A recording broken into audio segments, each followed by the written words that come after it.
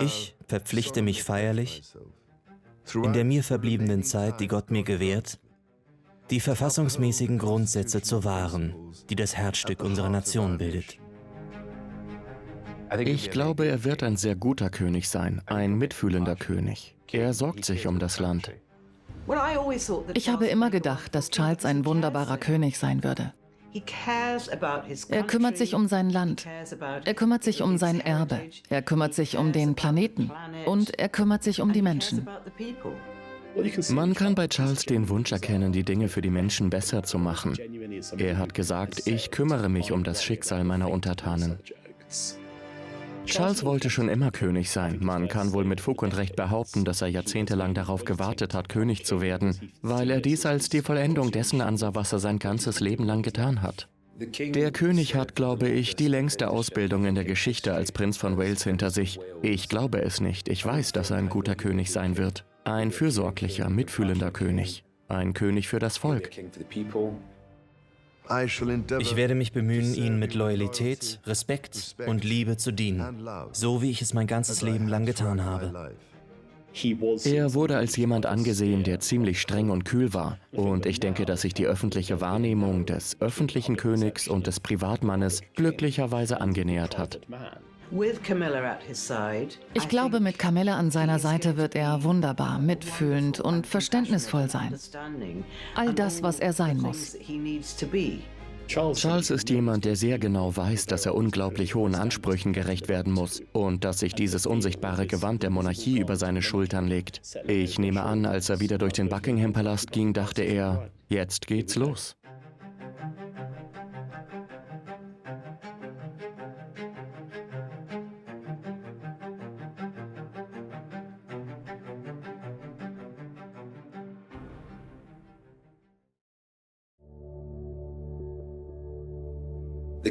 Die öffentliche und die private Persona des Königs sind sich sehr ähnlich.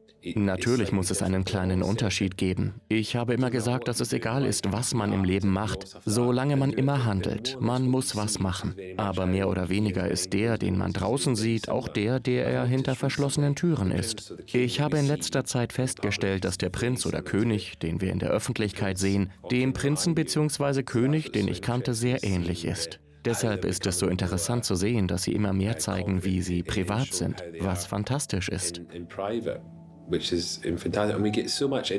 Wir bekommen jetzt so viel Insider-Material zu sehen, private Audienzen und Treffen und Dinge, die wir vor 20, 30 Jahren nie gesehen hätten. Deshalb ist es inzwischen einfacher, den Leuten zu sagen, der Mann, der König, den ich kannte oder kenne, ist derselbe wie der König, den ihr seht. Denn so wie ihr ihn wahrnehmt, ist er auch.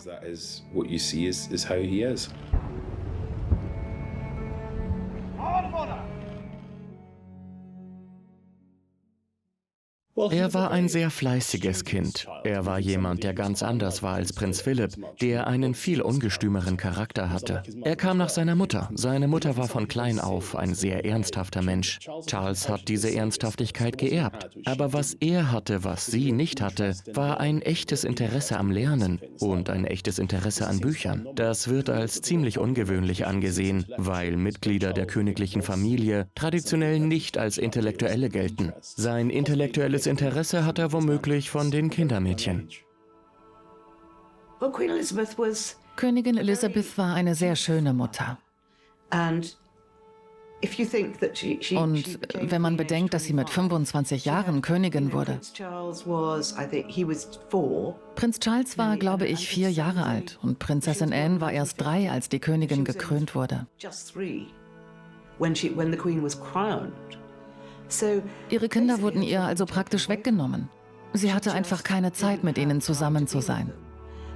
So sah sie sie morgens für 15 Minuten und abends für eine halbe Stunde. So war das damals. So funktionierten aristokratische Familien.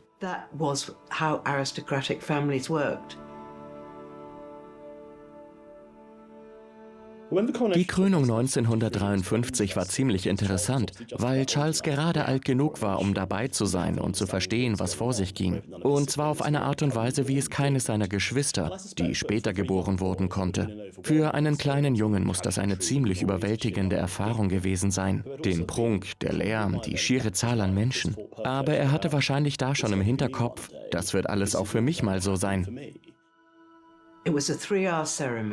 Die Zeremonie dauerte 3 Stunden. Es war der kälteste Junitag, den es je gegeben hat, und es regnete in Strömen.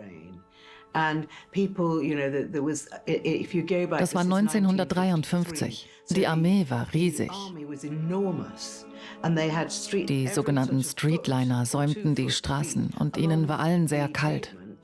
Sie bekamen mit Brandy versetzte Zuckerwürfel, um bei Laune zu bleiben.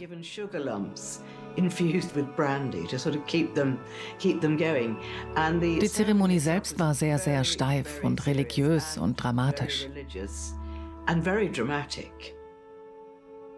Es ist unmöglich, darüber zu spekulieren, wie er sich gefühlt haben könnte, weil wir keine Aufzeichnungen über seine Gedanken zu dieser Zeit haben. Aber sicherlich muss es ein erschreckender Druck gewesen sein, der auf ihm als junges Kind lastete, all das in dem Alter mit anzusehen und zu denken, eines Tages, wenn nicht etwas Unerwartetes passiert, wird das alles auch für mich gemacht.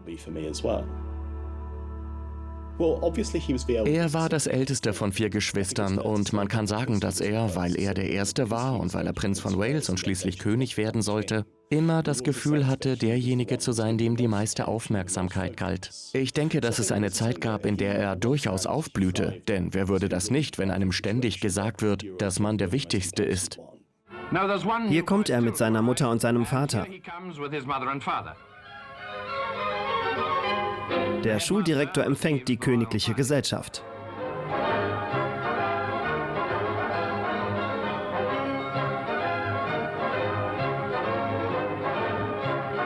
Was? Keine Technikkiste? In dem Kofferraum ist zweifellos viel Platz. Prinz Philipp war hier ein Schüler. Sein Sohn scheint glücklich zu sein, in die Fußstapfen seines Vaters zu treten.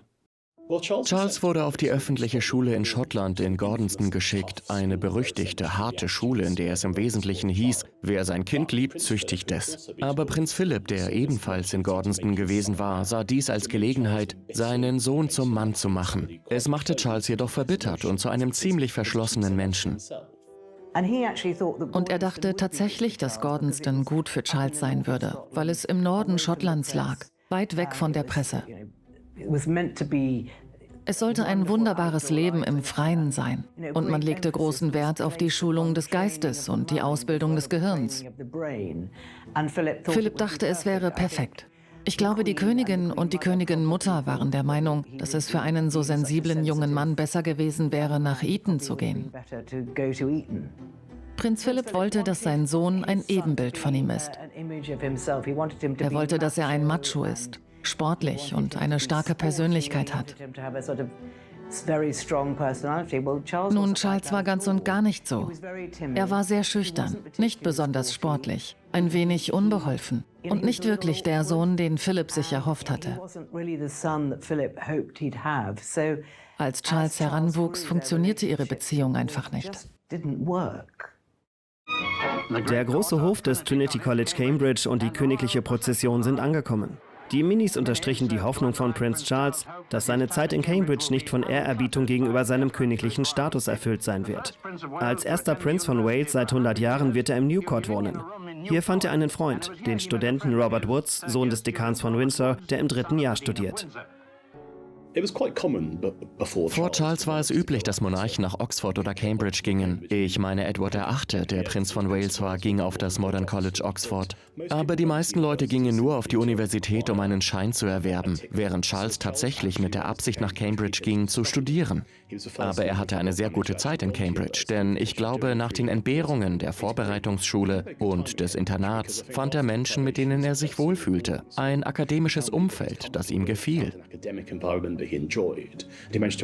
Es gelang ihm auch viel zu Schauspielern. Ich glaube, Cambridge hat ihn am meisten geprägt. Auch als König hat er immer noch eine starke Verbindung zu seiner alten Uni. Er bekam eine gute Note in Geschichte. Für jemanden aus einem nicht-akademischen Umfeld war das eine ziemliche Leistung.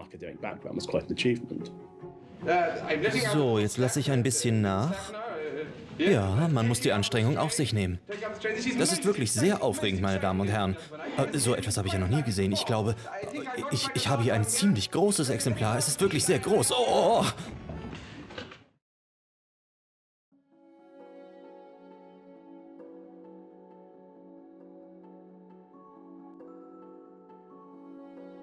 Charles hatte seine Amtseinführung als Prinz von Wales am 1. Juli 1969 auf Schloss Carnarvon. Es war ein sehr symbolträchtiges Ereignis, weil ihm der Titel des Prinzen von Wales öffentlich verliehen wurde. Nach einem Jahrzehnt, in dem die königliche Familie einen schwierigen Ruf hatte, war dies ein Versuch, die Kontrolle zurückzuerlangen, wenn man so will. Es war ein Versuch, mit dieser großen formellen Zeremonie erstens zu zeigen, wie die Zukunft der Monarchie aussehen würde. Und zweitens, was genau er erwarten konnte, wenn er Prinz von Wales werden würde. Im Hauptgebäude an der Strandpromenade hat Prinz Charles den Großteil seiner Arbeit erledigt. Im Sprachlabor hat er jeden Tag 1 Stunde lang seine walisische Grammatik und Aussprache perfektioniert. Sein Tutor ist Edward Millward, ehemaliger Vizepräsident der walisischen Nationalistischen Partei. Nun, das war sicherlich ein Crashkurs neben anderen Studien. Und in der kurzen Zeit, in der er gearbeitet hat, hat er einen sehr guten Akzent entwickelt. Und ich bin sicher, dass ihm das von nun an zugutekommen wird. Carnarvon wartet wie eine Braut auf ihre Hochzeit. Herausgeputzt für die großen Momente, aber auch ängstlich, dass etwas schiefgehen könnte, obwohl alle Vorsichtsmaßnahmen getroffen wurden, damit das nicht passiert. Während Staus die Stadt blockieren, ist der Bombentrupp der Armee in Alarmbereitschaft. Seine Amtseinführung war eine ziemlich große Sache. Sie wurde im Fernsehen übertragen, was ein Novum war. Ich würde sagen, dass von diesem Tag an, wahrscheinlich schon früher, das Training und die Vorbereitung darauf, eines Tages König zu werden, begann. Und ich glaube, er hat das sein ganzes Leben lang sehr ernst genommen.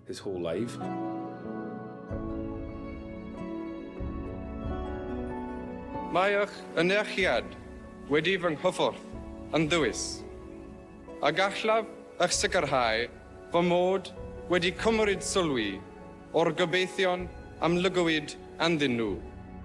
Charles' Haltung gegenüber jeder Art von formellen Ereignissen in dieser Phase seines Lebens kann man wohl am besten als Angst bezeichnen. Wenn man ihn ansieht und sich sein Gesicht und die Bilder und die Filme, die es gibt, anschaut, sieht er ängstlich aus. Als sei er der Situation und der ganzen Aufmerksamkeit nicht gewachsen. Denn man hat immer das Gefühl, nicht nur der eigenen Mutter, sondern auch jedem einzelnen Monarchen vor einem gerecht werden zu müssen. Was wirklich schön ist, ist, dass er, als ich für ihn in Highgrove gearbeitet habe, seinen Sohn Prinz William gut ausgebildet hat, einmal Prinz von Wales zu werden. Er hat ihm alles dafür beigebracht, alles an William weitergegeben, der jetzt Prinz von Wales ist.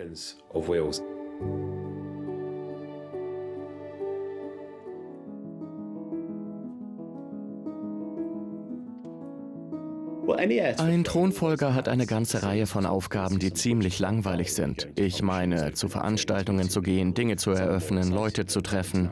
Andere sind aufregender, internationale Reisen und so weiter. Charles hat sich darauf eingelassen, denn im Grunde genommen wusste und weiß jedes Mitglied der königlichen Familie, dass man dazu da ist, um sich mit so etwas zu beschäftigen. Man ist ein Diener der Öffentlichkeit und lernt das von klein auf. Von jedem männlichen Mitglied der königlichen Familie wurde erwartet, in die Armee zu gehen. Charles war nicht unbedingt dafür geeignet, Zeit in den Streitkräften zu verbringen, diente aber trotzdem in den 70er Jahren mehrere Jahre in der Royal Air Force. Ein Zeichen dafür, dass er sich zunächst einmal auf so etwas konzentrieren würde, ein guter Wille. Aber im Vergleich zu Prinz Andrew, der ein ziemlich hervorragender Pilot war, war Charles nicht gerade auf den obersten Posten aus. Trotzdem war es eine unschätzbare Zeit für ihn, weil er mit seinen Kameraden gleicher gestellt wurde, als er es jemals in der Schule war. Prinz Charles verließ heute bei perfektem Flugwetter das Hauptquartier der Fleet Air Arms in Yuvilton in Somerset, um seine erste Unterrichtsstunde in einem Wessex Mark V Hubschrauber zu absolvieren. Es ist der Beginn eines 3,5-monatigen Flugkurses, an dessen Ende er wie sein Vater Prinz Philipp qualifiziert sein wird, Hubschrauber zu fliegen, auch solche, die zur Flugbereitschaft der Königin gehören. Ich denke, dass es für ihn eine charakterbildende Erfahrung war, weil er dadurch ein Gefühl für die Arbeit mit den Streitkräften bekommen hat. Etwas, wovor er sein Leben lang Respekt hatte. Charles war wohl nicht das herausragendste Mitglied der RAF, aber es hat ihn zu dem Mann gemacht, der er heute ist. Wenn ich später mit allen 3 Diensten in Verbindung gebracht werden soll, wäre es eine sehr gute Idee, eine Verbindung zu jedem einzelnen Dienst herzustellen. Ich denke, dass man dadurch eine nützliche Erfahrung macht. Die Verantwortung, das Vertrauen, das einem entgegengebracht wird, um mit anderen Menschen umzugehen. Und das Gefühl, dass sie einem auch vertrauen können.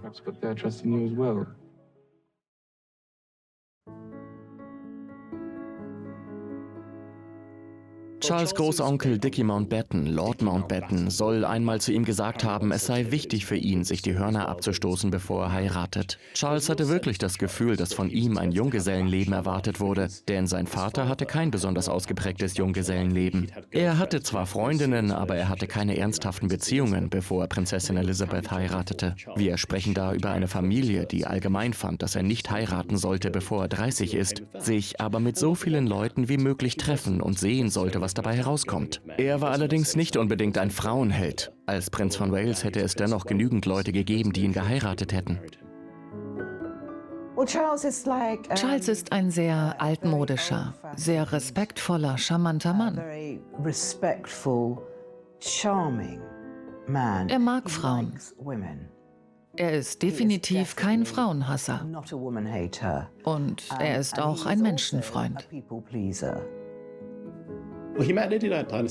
Er hat Lady Diana Spencer 1977 kennengelernt, weil er schon eine Weile mit ihrer älteren Schwester Sarah zusammen war. Als er Diana zum ersten Mal traf, war sie 16 und noch ein Mädchen. Aber es funkte wohl zwischen ihnen. Zu diesem Zeitpunkt war Charles noch mit Camilla Shand zusammen, die später zu Camilla Parker Bowles wurde. Ich denke also, dass die Beziehung zu Diana nicht unbedingt von Anfang an eine offensichtliche Liebesbeziehung war. Aber es gab wohl auf beiden Seiten ein großes Interesse aneinander. Und sie war vielleicht aufgrund ihres jungen Alters nicht von der Verantwortung abgeschreckt, die sie als Prinzessin von Wales mal übernehmen müsste.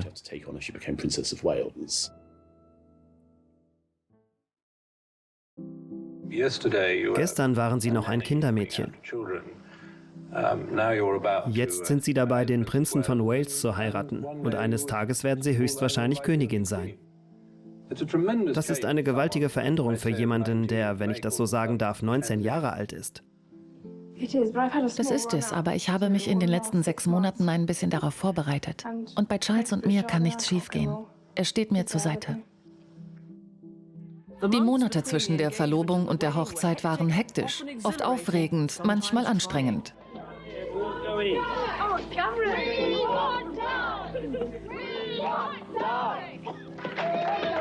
Sie musste lernen, mit den Einschränkungen des königlichen Lebens umzugehen. Nie wieder würde sie in aller Ruhe einkaufen gehen können.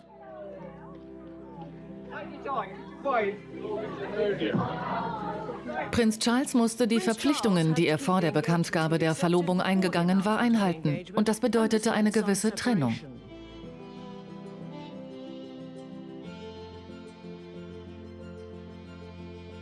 Diana musste dies akzeptieren und ihr Bestes tun, um ihre Gefühle zu verbergen.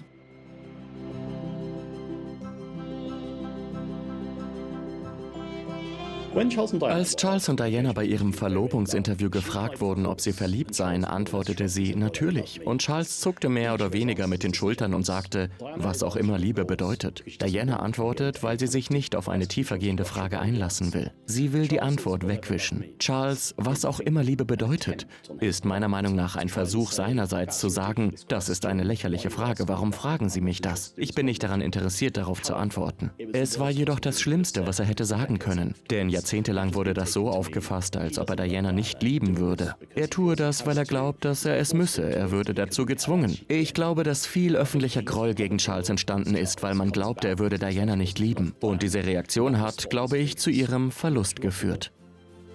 Diana ist wohl verliebt. Natürlich. Was auch immer Liebe bedeutet, das kann man ja verschieden interpretieren. Es bedeutet 2 sehr glückliche Menschen. Ja. Von uns herzlichen Glückwunsch. Dankeschön. Vielen Dank, sehr freundlich.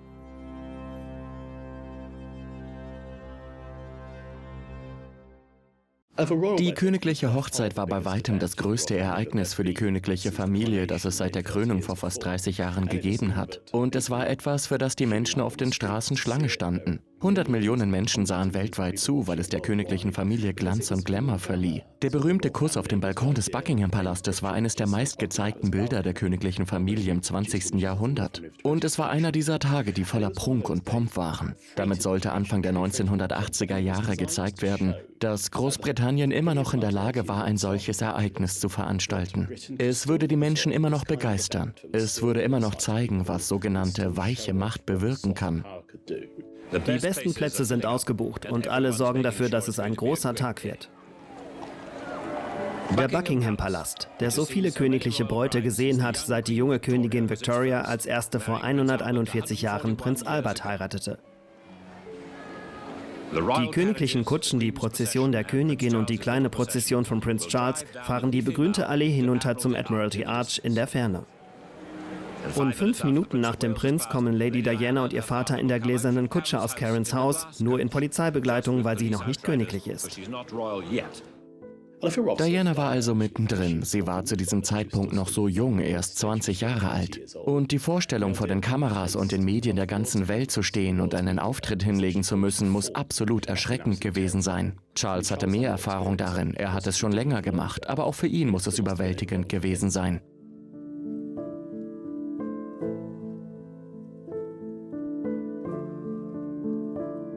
Ich glaube, dass ihre Beziehung nach der Geburt von Prinz Harry gestört war. Und einer der Gründe warum war einfach, dass Diana ihre eigene Show abzog. Sie bekam eine Menge Aufmerksamkeit, die ihrem Mann nicht zuteil wurde. Sie war vom Schicksal dazu bestimmt. Sie wurde zunehmend als Modeikone gesehen. Die Dinge fingen an, sich ein wenig zu verändern. Denn ich glaube, es entsprach nicht dem, was Diana erwartet hatte. Sie hatte die Vision, eine Märchenprinzessin zu sein und in den Sonnenuntergang geführt zu werden. Aber kaum war sie verheiratet, ging ihr Mann arbeiten. Er arbeitete schon immer viel und er war seiner Pflicht treu. Camilla Parker Bowles war die große Liebe in Charles' Leben. Er lernte sie in den 70er Jahren kennen und sie war eine Debütantin. Sie stammte nicht aus den höchsten aristokratischen Kreisen, aber kam aus dem bequemen Landadel. Charles war schon sehr früh in Camilla verliebt. Als er noch bei der Marine war, verliebte er sich in Camilla. Sie war lustig. Sie war eine großartige Reiterin. Und sie brachte ihn zum Lachen. Und ich glaube, dass Camilla aufgrund ihrer Persönlichkeit sowohl für Männer als auch für Frauen sehr, sehr attraktiv ist. Sie hat eine wunderbare Persönlichkeit. Genau deshalb sah man sie als Ehefrau für ihn nicht als geeignet an. Königin Elizabeth, die Königin-Mutter, war der Meinung, dass eine der Spencer-Töchter viel besser geeignet sei. Sie sehen also, wenn Charles Camilla hätte heiraten dürfen, als er es wollte, wäre für die königliche Familie alles ganz anders verlaufen, denn sie verstanden sich sehr gut. Sie hatten einen ähnlichen Sinn für Humor und ähnliche Interessen. Sie fanden sich offensichtlich sehr attraktiv. Und das war, glaube ich, eine Tragödie für die königliche Familie, dass Charles einfach nicht die Frau heiraten durfte, die er wollte. Charles' Reaktion auf Dianas Tod im August 97 war absolutes Entsetzen. Das kann man nicht anders sagen. Die Mutter deiner Kinder war plötzlich tot. Darauf kann man sich nicht vorbereiten. Er befand sich in einer Art Schockzustand. Und ich denke, dass alle seine Handlungen in dieser Zeit als Charles in Bestform angesehen werden müssen. Er ging sofort nach Paris. Er war derjenige, der dafür verantwortlich war, sie zurückzubringen. Er war jemand, der sich sehr dafür einsetzte, dass sie ein Staatsbegräbnis und alles andere bekam, gegen den Willen seiner Mutter und Großmutter, die sie als jemanden ansahen, der die königliche Familie verlassen und kein Anrecht auf diese Behandlung hatte. Während er mit einem Auge auf seinem öffentlichen Ruf argumentierte, sie sei die Mutter des zukünftigen Königs von England. Sie verdiene das. Wir haben keine Ahnung, wie die Beziehung nach der Scheidung war. Wir wissen nicht, ob sie sich jemals getroffen haben, ob sie viel miteinander zu tun hatten oder ob sie über Dritte kommunizierten. Aber es muss für ihn wie für alle anderen im Lande ein furchtbarer Schock gewesen sein.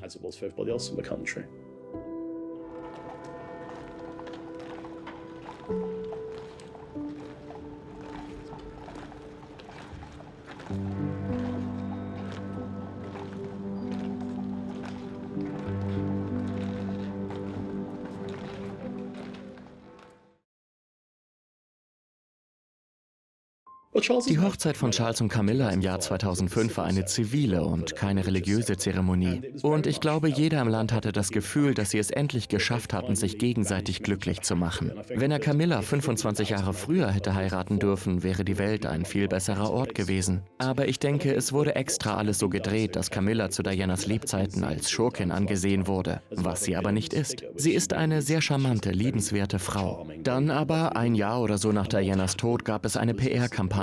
Camilla und Charles wurden zusammen in der Öffentlichkeit gesehen und man akzeptierte sie als seine Lebensgefährtin und letztendlich Ehefrau. Nach einer ziemlich langen Zeit zwischen Dianas Tod und ihrer Hochzeit lagen 8 Jahre. Man kann ihm also nicht vorwerfen, dass er es überstürzt hat.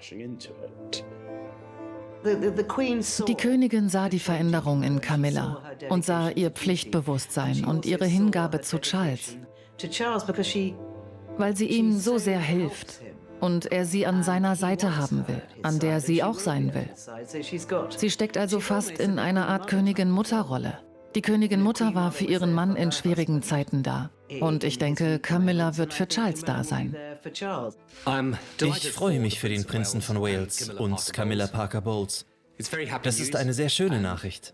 Und als das Kabinett heute Morgen davon erfuhr, sendeten sie im Namen der gesamten Regierung Glückwünsche und alles Gute.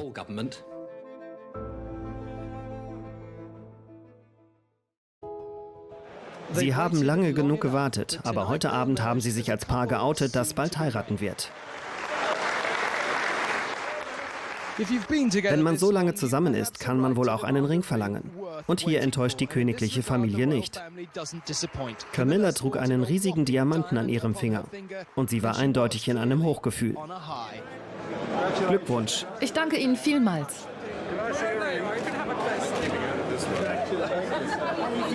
Wie fühlen Sie sich? Ganz gut. Ich komme gerade wieder auf den Boden. Hat er sich hingekniet und einen Antrag gemacht? Natürlich. Was sonst? Lassen Sie uns noch ein Foto machen. Die Beziehung des Königs zu seiner Frau ist fantastisch. Sie sind die besten Freunde, daran besteht kein Zweifel. Ich habe gesehen, dass sie die besten Freunde sind. Sie sind ein Team, sie arbeiten gut zusammen. Sie unterstützen sich gegenseitig, sie lachen zusammen. Es ist wunderbar, das zu sehen und ein Teil davon zu sein, das zu erleben. Ich erinnere mich, dass ich bei der Bekanntgabe der Verlobung am Morgen beim König war, der zu diesem Zeitpunkt natürlich noch Prinz von Wales war. Ich war bei ihm und er fuhr, glaube ich, nach London. Ich ging in den Personalraum und erfuhr, dass der Prinz von Wales und die Herzogin von Cornwall heiraten würden. Ich war völlig geschockt, ich hatte keine Ahnung, so wie alle anderen, die an diesem Tag dabei waren. Es war also ein streng gehütetes Geheimnis. Aber ich war genauso glücklich, weil ich Frau Parker Bowles verehrte. Ich verstand mich sehr gut mit ihr und freute mich. Und dann bekam ich den Anruf. Ein paar Monate später gingen die ersten Einladungen für die Hochzeit raus. Ich hatte mich nicht qualifiziert, ich war noch nicht lange genug dort. Man musste ein Jahr dort sein. Und dann bekam ich einen Anruf aus London von einem der leitenden Mitarbeiter, der mir mitteilte, dass der Prinz und die Herzogin mich persönlich als Gast einladen würden, weil ich noch nicht lange genug dort war, um als Mitarbeiter dabei sein zu können. Sie luden mich also als Gast ein. Sie wollten mich persönlich einladen.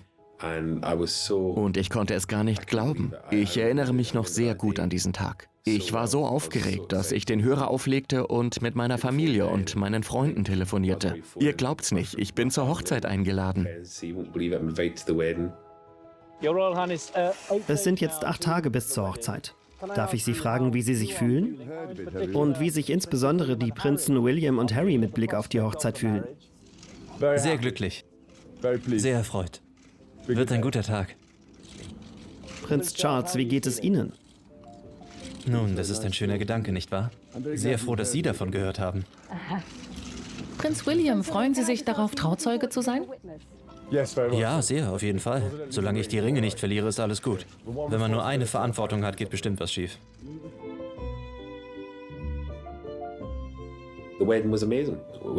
Die Hochzeit war toll. Wir gingen am 9. April 2005 hin. Es war ein unglaublicher Tag. Sie fand auf Schloss Windsor statt. Wir waren zum Empfang auf dem Schloss. Die Königin hat eine Rede gehalten.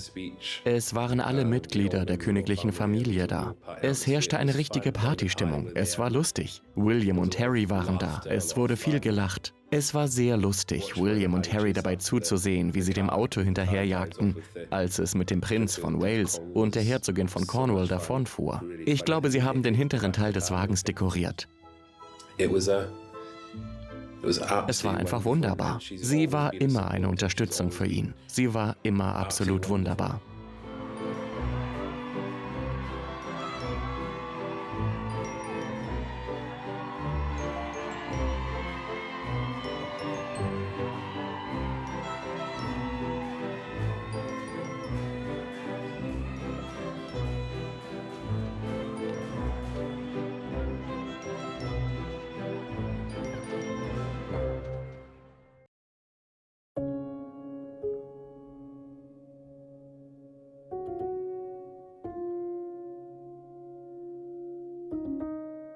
Der König hatte die längste Lehrzeit in der Geschichte als Prinz von Wales. Man könnte meinen, dass ihn das frustrierte oder dass er irgendwann an einen Punkt kommt, an dem er nun endlich ran will. Meiner Meinung nach war das aber nie der Fall. Er hat es genossen, Prinz von Wales zu sein. Als solcher hat er eine erstaunliche Arbeit geleistet. Es gab noch nie einen Prinzen von Wales, der wirklich gearbeitet hat. Aber genau das hat er getan. Er hat es zu einem richtigen Job gemacht.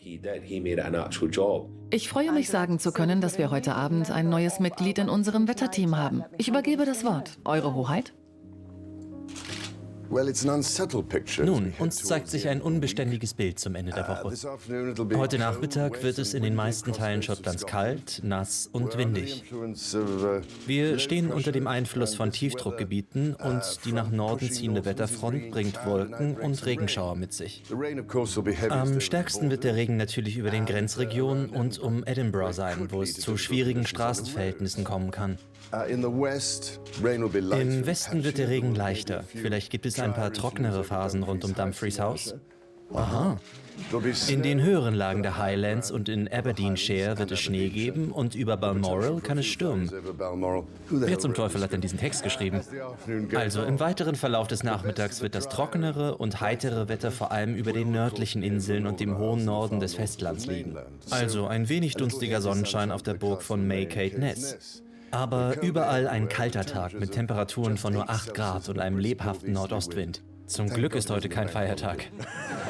Was Charles im Laufe seines Lebens ausgezeichnet hat, ist neben den konventionellen königlichen Pflichten sein echtes Interesse daran, das Leben junger Menschen zu verändern. Die wichtigste Sache, für die er bekannt ist, ist der Prince's Trust, eine Organisation, die sich darauf spezialisiert hat, benachteiligte Organisationen und Einzelpersonen zu unterstützen und zu versuchen, ihr Leben zu verbessern. Der Prince's Trust ist brillant. Er hat die Öffentlichkeit und die Fähigkeit, tatsächlich Dinge zu bewegen. Selbst Menschen, die die königliche Familie nicht mögen und sogar Menschen mit republikanischer Gesinnung würden zustimmen, dass der Prince's Trust eine Kraft für das Gute ist. Ich denke, dass man bei Charles den aufrichtigen Wunsch erkennen kann, die Dinge für die Menschen besser zu machen. Er hat selbst gesagt, ich mache mir Sorgen um das Schicksal meiner Untertanen. Und ich glaube, das ist wahr. Ich glaube, das tut er. Er macht zwar nicht immer alles richtig, aber das würde keiner von uns. Und der Prince's Trust oder die Princess Foundation machen das Leben der Menschen besser. Als ich den Prince's Trust 1976 gründete, um das Leben benachteiligter junger Menschen zu verbessern, war ich mit der Herausforderung, vor denen sie standen, sehr bewusst. Im Laufe der Jahre haben sich einige dieser Herausforderungen verändert. Aber die allgemeine Aufgabe, den Menschen Selbstvertrauen, Selbstwertgefühl und bessere Chancen zu geben, ist die gleiche geblieben. Und in dieser Zeit haben wir mehr als 1 Million jungen Menschen geholfen. Ich habe mich immer darüber geärgert, dass die Million noch nicht erreicht war, weil wir immer noch die Menschen zählen mussten, die das System gerade durchliefen, obwohl wir eigentlich 50.000 Menschen pro Jahr geholfen haben. In Mathe bin ich wirklich sehr schlecht. Aber wir haben mehr als 1 Million jungen Menschen geholfen, ihr Leben zu verändern. Und der Prince's Trust arbeitet jetzt in 18 Ländern des Commonwealth und darüber hinaus. Ich möchte diese Gelegenheit nutzen, um dir, Charles, zu sagen, wie stolz ich auf alles bin, was du mit dem Trust erreicht hast und auf die Art und Weise, wie du persönlich diese Organisation inspiriert hast. Es ist mir daher eine große Freude, dem Prince's Trust eine königliche Urkunde zu überreichen, in Anerkennung seiner herausragenden Leistungen während fast eines Vierteljahrhunderts.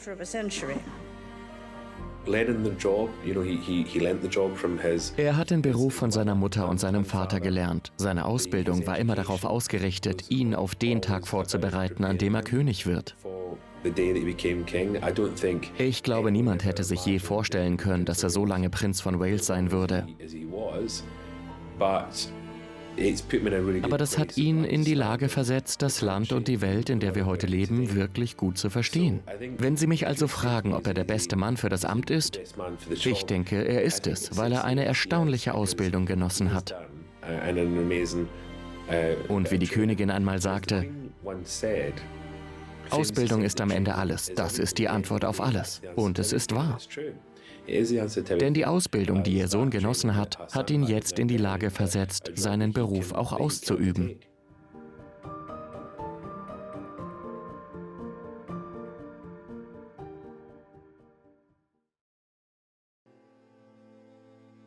Der Buckingham-Palast hat den Tod von Queen Elizabeth II. Bekannt gegeben, der am längsten regierenden Monarchin in der britischen Geschichte. Die Königin ist heute Nachmittag friedlich in Balmoral gestorben. Der König und die Königin Gemahlin bleiben heute Abend in Balmoral und werden morgen nach London zurückkehren.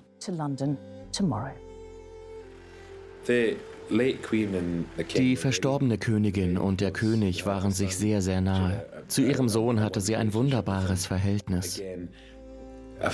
Auch ein lustiges Verhältnis. Wir haben bei verschiedenen Ereignissen in London erlebt, dass er sie plötzlich Mami nannte und sie eine Grimasse schnitt. Es war eine wunderbare Beziehung. Mami.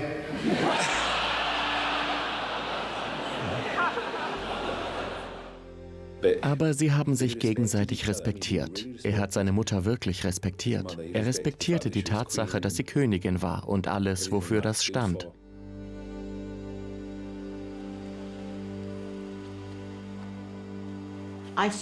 Ich glaube, der plötzliche Tod seiner Mutter und dass er König wurde, war ein Schock. Wenn so etwas passiert, gerät man in einen leichten Schockzustand. Man handelt dann automatisch. Das schützt einen in gewisser Weise. Ich denke also, dass er in diesem Moment nicht überwältigt war. Er war vielleicht sehr emotional, hatte aber wohl alles unter Kontrolle. Er ist sehr professionell damit umgegangen. Und das ist auch der einzige Weg, mit etwas so Ungeheuerlichem umzugehen. Es war surreal, der Tag nach dem Tod seiner Mutter, als der König und seine Gemahlin nach London zurückkehrten. Es war unwirklich, weil er als König zurückkehrte. Es muss eine außergewöhnliche Erfahrung sein, als König durch die Tore des Buckingham-Palastes zu gehen. Etwas, das man schon unzählige Male zuvor als Prinz von Wales getan hat. Und zu spüren, wie sich dieses unsichtbare Gewand der Monarchie über deine Schultern legt. Da denkt man sich, was nehme ich da eigentlich auf mich? Was ist das für eine Verantwortung? Was hält die Zukunft für mich bereit? Charles ist also jemand, der sehr genau weiß, dass er diesen unglaublich hohen Ansprüchen gerecht werden muss. Und ich nehme an, als er wieder durch den Buckingham-Palast ging, dachte er, jetzt geht's los. Sie brachte Opfer für die Pflicht. Ihr Einsatz und ihre Hingabe haben nie nachgelassen. In Zeiten des Wandels und des Fortschritts, in Zeiten der Freude und des Feierns und in Zeiten der Traurigkeit und des Verlustes. In ihrem Dienstleben sahen wir eine beständige Liebe zur Tradition, zusammen mit einer furchtlosen Umarmung des Fortschritts, der uns als Nation groß macht. Die Zuneigung, die Bewunderung und der Respekt, den sie hervorrief, wurden zum Markenzeichen ihrer Herrschaft. Charles hat eine tolle Stimme. Er ist wie ein Shakespeare-Schauspieler. Nun, er war einmal ein Shakespeare-Schauspieler. Er trägt also all diese Reden absolut brillant vor. Ich glaube, er schreibt die meisten von ihnen selbst. Und er hält sie mit hervorragendem Timing und großartigem Gefühl. Und ich glaube, dass viele Leute das viel berührender fanden, als sie es erwartet hatten, denn so wie die Königin eine Art Großmutter für die Nation war, bot er sich ausdrücklich als Ersatz an. Und viele Menschen, die sicherlich nicht erwartet hatten, dass sie davon berührt werden würden, wurden davon berührt. Königin Elizabeth hat ihre Lebenszeit gut genutzt. Sie war ein Versprechen, das das Schicksal gehalten hat. Und ihr Tod wird zutiefst betrauert. Dieses Versprechen, ein Leben lang zu dienen, erneuere ich heute an alle.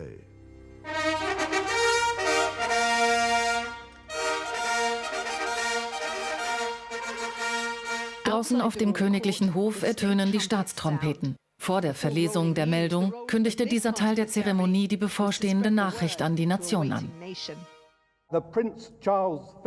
Prinz Charles Philip Arthur George ist durch den Tod unseres verstorbenen Souveräns in glücklichem Gedenken nun unser einzig rechtmäßiger Lehnsmann, Lord Charles III.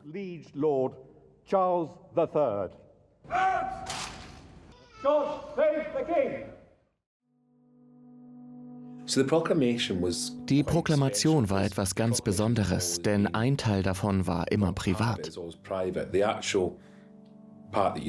Der eigentliche Teil, den Sie draußen auf dem Balkon des St. James Palastes gesehen haben, wurde schon im Fernsehen übertragen oder voraufgezeichnet.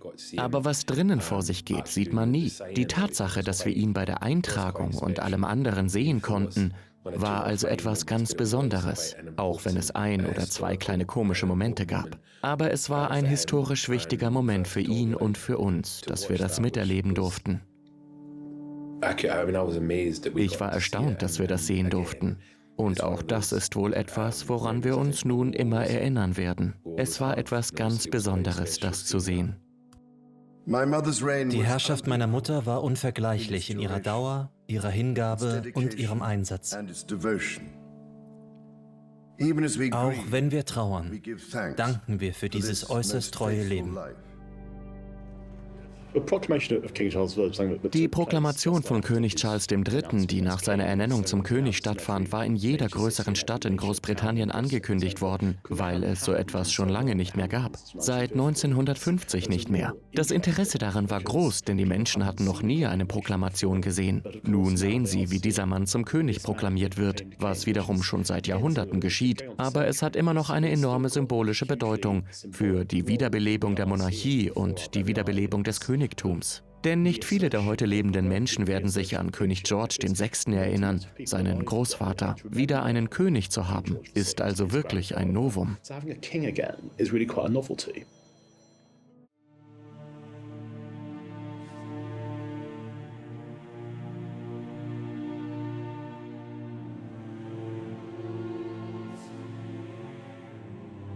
Die Rolle, die König Charles III. Bei der Beerdigung seiner Mutter spielte, war die eines Familienoberhaupts und zugleich eines Königs der Nation. Ich bin sicher, dass es eine schwierige Zeit war. Vor allem, weil die Augen der Welt auf einen gerichtet sind. Das ist keine private Angelegenheit, wenn er sich dessen bewusst ist. Alles, was er tut, jede Handlung, jede Träne, alles wurde gesehen, gehört und diskutiert.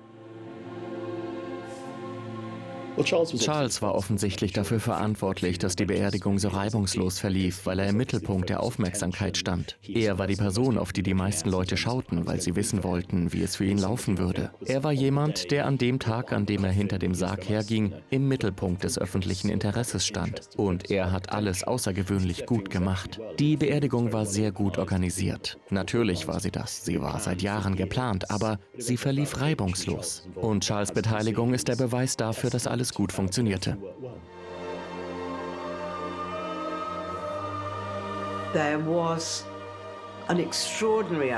Es gab eine außergewöhnliche Welle der Trauer in der Nation. Denn die meisten Untertanen der Königin hatten noch nie einen anderen Monarchen gekannt. Es war sozusagen das Ende einer Ära.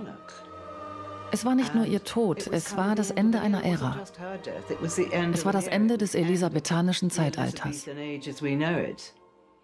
Und natürlich war das alles so dramatisch und so schön inszeniert, was es noch ergreifender machte.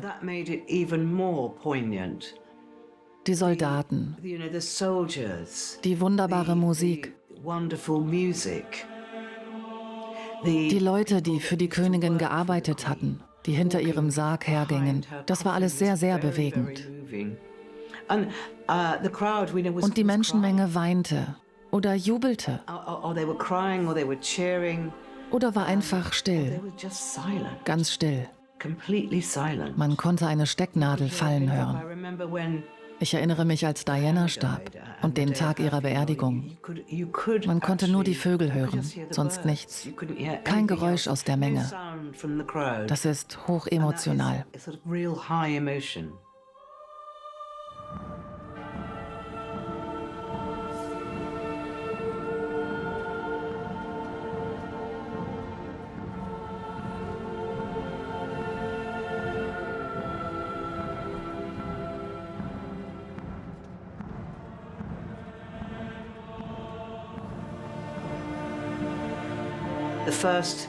Bei der ersten Darbietung von God Save the King in der St. George's Kapelle wäre er, glaube ich, fast umgekippt, weil es so emotional war und weil die starken Stimmen des Chores und alle wirklich, wirklich meinten, Gott schütze den König.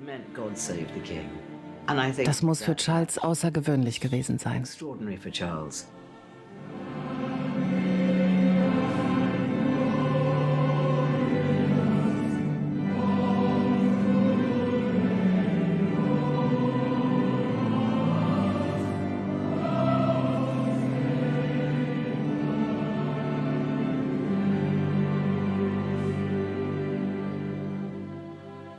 Das muss eine sehr seltsame Erfahrung gewesen sein.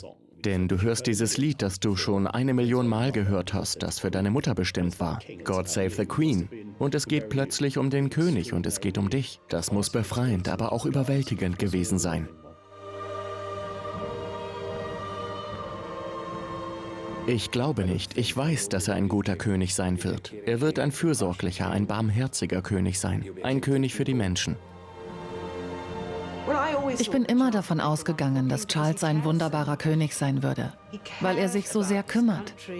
Er kümmert sich um sein Land, er kümmert sich um sein Erbe, um den Planeten und die Menschen. Das sind die Eigenschaften, die man für einen König braucht. Er ist perfekt. Ich vermute, dass Charles ein Modernisierer sein wird. Jemand, der versucht, seine eigenen Interessen zu erfüllen. Bis jetzt ist er beliebt. Wenn man sich die Umfragen anschaut, scheint man damit einverstanden zu sein, was er tut. Aber noch zehrt er vom allgemeinen Freudentaumel. Wir werden noch eine ganze Weile nicht sehen, wie er wirklich als König ist. Er ist erst seit ein paar Monaten König. Seine königliche Weihnachtsansprache ist gut angekommen. Sie war kurz, sehr gut vorgetragen. Sie befasste sich mit sozialen Themen. Ich finde, dass ihre Schwerpunkte denen der ersten Amtszeit der New Labour-Partei ähnelten. Wir werden sehen, wie er ist. Jeder hat ihm einen Vertrauensvorschuss gegeben. Er hat seine Schwächen, aber jeder kennt ihn. Seine Schwächen überraschen nicht. Aber mit Camilla an seiner Seite, denke ich, wird er wunderbar und mitfühlend und verständnisvoll und all das sein, was er sein muss.